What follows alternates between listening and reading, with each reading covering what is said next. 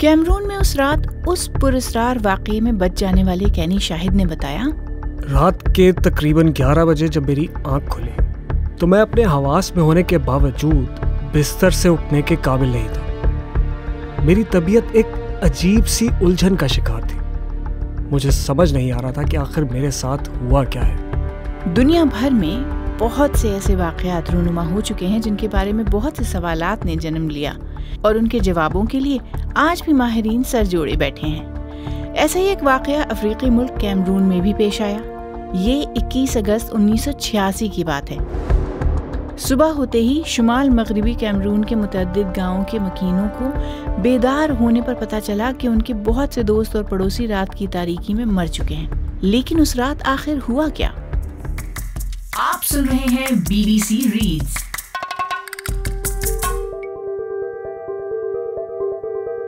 जब सुबह मैं अपने घर से बाहर निकला तो गली और मोहल्ले में कई लोग बेहोशी के आलम में पड़े थे। उनमें बहुत से मर चुके थे। उस रात हमारे गांव में 75 लोग हलाक हुए। कहा यह भी जाता है कि उस तारीख रात में हलाक होने वालों की बताई जाने वाली तादाद से मजमूई तादाद कहीं ज्यादा थी। ये तबाही इतनी शदीद थी कि कैमरून के सदर ने बैनुल-अक़वामी दुनिया से मदद की अपील भी की थी। बताया जाता है कि एक झील से उठने वाली जहरीली गैसों की वजह से 1746 अफराद उस एक रात में हलाक हो गए और ये मामला यहाँ रुका नहीं, बल्कि इसमें तकरीबन 3500 मवेशी भी हलाक हुए। हलाक होने वाले ये तमाम लोग नाइजीरिया के साथ मुल्क की सरहद के करीब झील न्योस के आसपास के गांव में रहते थे। उस रात हुआ क्या था? माहिरीन का इस सवाल के जवाब में कहना है कि ये सब कुछ जहरीली गैसों ने किया।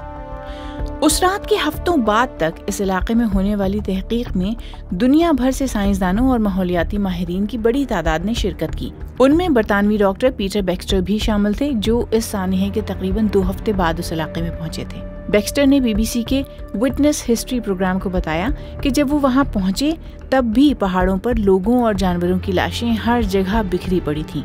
उन्होंने मजीद कहा, जब हम न्योस के गांव में पहुंचे जिसमें मिट्टी के छोटे छोटे घर थे, वहां मुकम्मल खामोशी थी। जिंदगी के कोई आसार नजर नहीं आ रहे थे।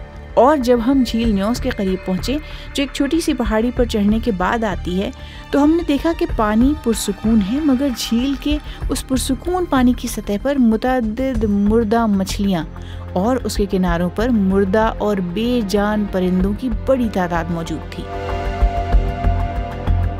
डॉक्टर बेक्स्टर का कहना है कि उस झील के किनारों और पानी में अगर उन्हें कोई और चीज नजर आई तो वो मेंढक थे, जिनके बारे में कहा जाता है कि वो बहुत सख्त जान होते हैं। अमेरिका की मिशिगन यूनिवर्सिटी के प्रोफेसर जॉर्ज क्लिंग को भी इस तहकीक में मदद के लिए बुलाया गया था। वो बताते हैं कि जब वो झील न्योस पहुंचे तो उस मंजर की वजह से उन पर सख्ता तारी हो गया। उनका जिस्म ठंडा होने लगा। हर तरफ मौत दिखाई दे रही थी।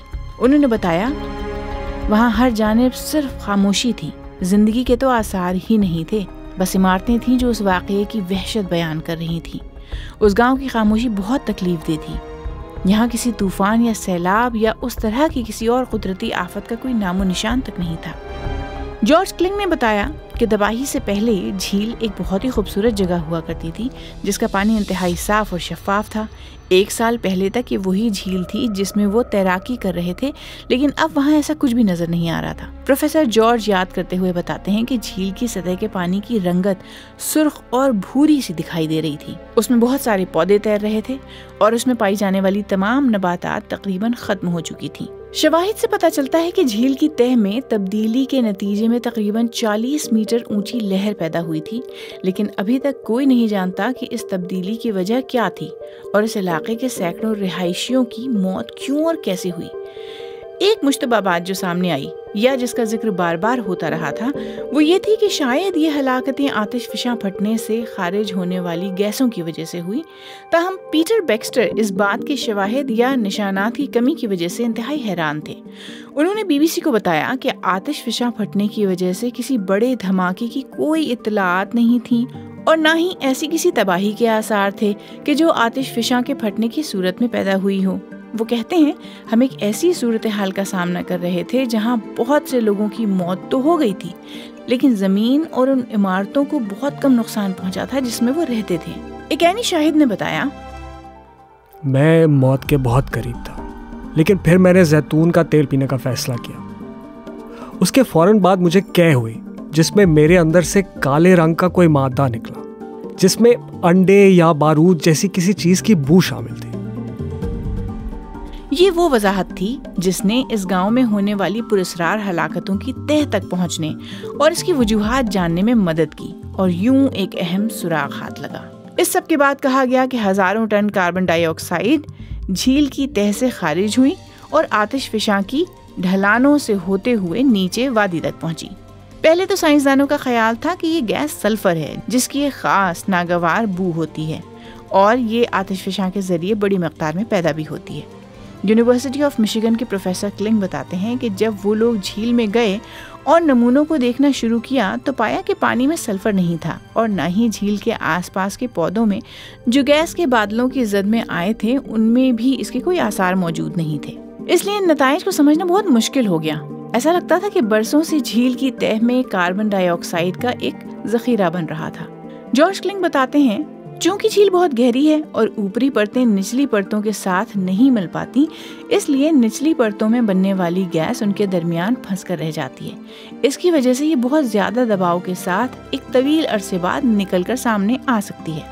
لیکن یہاں اس واقعے میں ایک اور انتہائی حیران کن بات جو نکل کر سامنے آئی وہ یہ تھی کہ سینکڑوں لوگ تو یہاں اس جھیل سے نکلنے والی گیسوں کی وجہ سے ہلاک ہوئے، لیکن کچھ ایسے بھی تھے جو کاربن ڈائی آکسائیڈ کی زد میں آنے کے باوجود زندہ بچ گئے۔ ان میں سے زیادہ تر بچے تھے۔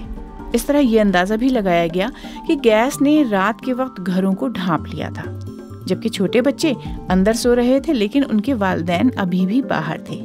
ایک تصور یہ بھی تھا کہ بچے زیادہ جلدی نیم بے ہوشی کی حالت میں چلے گئے، جس کی وجہ سے وہ تیز سانس نہیں لے رہے ہوں گے، اور اس طرح ان کے اندر گیس کی بڑی مقدار نہیں پہنچ سکی ہوگی۔ بیکسٹر کا کہنا ہے کہ زندہ بچ جانے والے کچھ افراد اپنے ارد گرد مردہ لوگوں کو دیکھ کر بیدار ہوئے۔